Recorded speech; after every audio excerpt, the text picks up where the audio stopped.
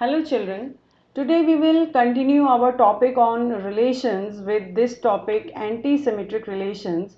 In the previous video we have studied the symmetric relations. So what was symmetric relations basically? It says that if AB belongs to R, then BA should also belongs to R, correct? The diagonal elements are also allowed in the symmetric relations because they themselves are symmetric, like AA belongs to R because it holds symmetry. Now because this is an anti-symmetric relation, it means that it should be opposite to the symmetric relation. So that means if let us say if AB is present, if AB belongs to R, then in an anti-symmetric relation BA should not belongs to R. We do not want BA, right? We do not want BA because it is an anti-symmetric relation. It should be opposite to a symmetric relation. But over in symmetric relation, the diagonal pairs were allowed.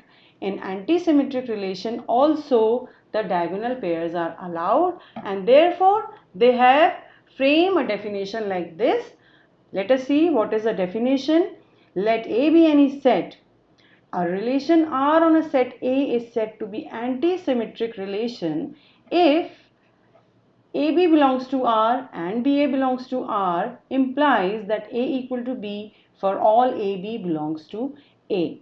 That means if we have AB as well as BA, it can only happen if and only if when A is equal to B. So that means they wanted to say that only diagonal pairs that for a non-diagonal pair, let us say if we have 1 2, then 2 1 will not be present in my relation. If we have 1 3, then 3 1 will not be present in my anti-symmetric relation, right? In order to have a relation to be anti-symmetric, for the non-diagonal pairs the symmetric pair will not be present. For 1 2, 2 1 will not be present. For 3 1, 1 3 will not be present. But the diagonal pairs, although they hold symmetry, they are allowed in anti-symmetric relation. Means 1 1, 2 2 and 3 3 will be present or can be present in the anti-symmetric relation. So this is the definition. So it also says that if A is not equal to B, then A may be related to B. So this line is with respect to the non-diagonal pairs, right? If A is not equal to B, then A may be related to B and B may be related to A, but never both. So if AB is there, BA will not be there. If BC is there, CB will not be there, right? So this was about the definition of the anti-symmetric relation. So if a relation is given, for each pair we have to check whether their symmetric relation symmetric pair is present or not. It should not be present. Only the diagonal pairs are allowed in anti-symmetric relation, right? So we will check we will see some examples over here. Let us say this is for the set A. These are relation on a set A, which is 1 2 and 3, right? So let us begin with the first example. So this is 1 1 2 2 3 3 and 3 1. So we have no problem with the diagonal pairs in anti-symmetric relation. So 1 1 2 2 and 3 3 can be present in an anti-symmetric. For 3 1 we do not have 1 and 3. So therefore we will say that this relation is an anti-symmetric relation. See, remember we are checking for the anti-symmetric. So for 3 1 1 3 should not belong to the relation R. Now we will move to the second relation. 2 1. For 2 1, see over here for 2 1, 1 2 is present, right? So that means this relation is not an anti-symmetric. We will just find an example to say that whether it is an anti-symmetric, whether the anti-symmetric property violates, right? So one example is sufficient to prove that it is not an anti-symmetric relation. We will not see for although for 3 2, 2 3 is not present. 2 3 is not present, but still we will say that because for 2 1 this rule is violating, for 2 1 1 2 is present, so we will say that it is not an anti-symmetric relation. Now these two are the special cases. For relation R, the universal relation, So because in universal relation, we will see that all the symmetric pairs are present, all the diagonal pairs and the non-diagonal pairs are present in the set, therefore it is not an anti-symmetric relation, right? Now the relation, the null set, whether it is an anti-symmetric relation or not, see in the null set R is equal to an empty, basically this is an empty set, right? So the condition for, we will check the condition for anti-symmetric if a non-diagonal pair is present, right, or a diagonal pair is present. But if there are no pairs, we will not check, right? So this is a basically conditional property. If the pairs are not present, we will not say that it is not an anti-symmetric. We will say that yes, we do not have anything to check the anti-symmetric property, so we cannot say, we will say that yes, it is an anti-symmetric relation because there are no pairs to check its property, right? Now we will move to the fifth, 1 2. So we will check pairwise, we will check pairwise. For 1 2 we will see whether 2 1 is present, no 2 1 is not present. For 3 2, whether 2 3 is present, yes 2 3 is not present. For 3 3 we do not have any problem, diagonal pairs are allowed in anti-symmetric relation.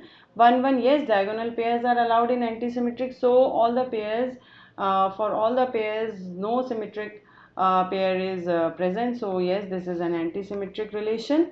And again, this particular relation is a special 1 1 2 2 3 3 diagonal, uh, diagonal pairs are allowed in an anti-symmetric relation. So yes, this is an anti-symmetric relation. With the help of this relation, we will say that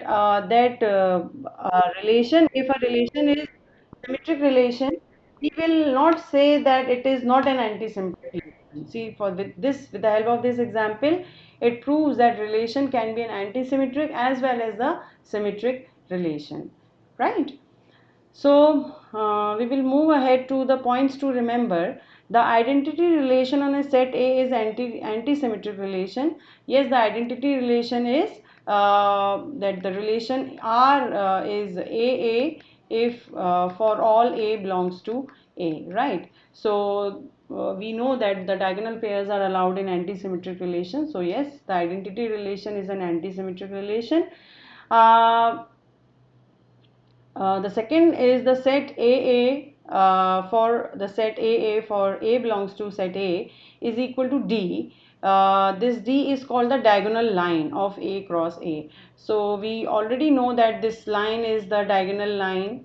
This is the diagonal line, and then the relation R in A is anti-symmetric if R intersection with R inverse is a subset of D. So children, let us take this example. If R is equal to 1 2, then 3 2, then 3 3, and then we have got 1 1. Now let us see what will be its R inverse.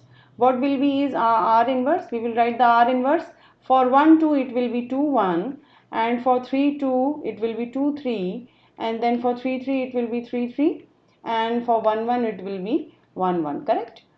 Now we will take the intersection of both these. So R intersection R inverse will be all the common pairs. So this, the 1 2 is not present, 3 2 is not present, 3 3 is present in both. So we will write 3 3, 1 1 is also present in both. So just two pairs. So 2 1 we do not have, 2 1 2 3 we do not have.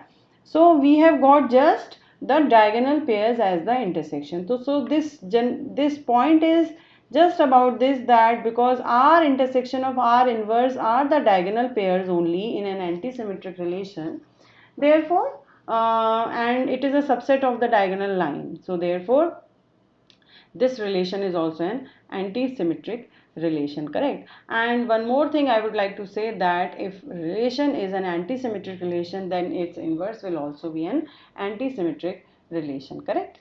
So in the next video I will move to an new relation which is called the transitive relation. Till then you just study the type of relation we have studied till far are the reflexive relation, the symmetric relation, the anti-symmetric relation. So we will move to the transitive relation in the next video. Till then, take care.